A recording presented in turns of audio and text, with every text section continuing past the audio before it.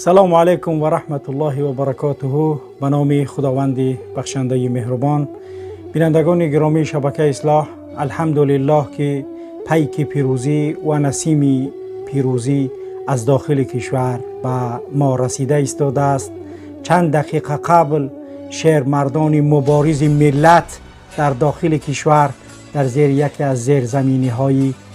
شهر دوشنبه از پایتخت تاجیکستان برای ما نوار فرستادند که در آن از پیک و نسیم پیروزی آگاهی واضح و روشنی داده ایستاده است و ما این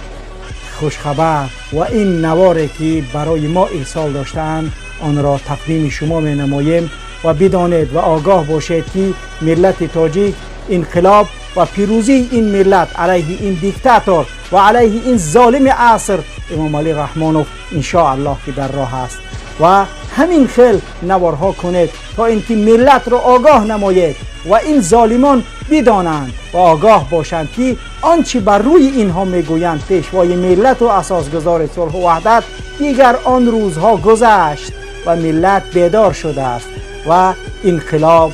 حتمی و شدنی است.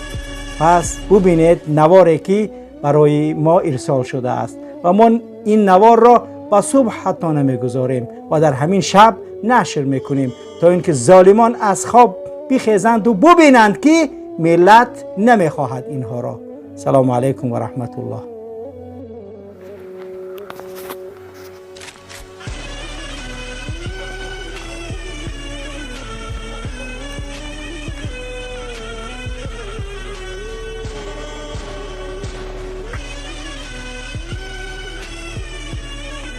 The loved ones speak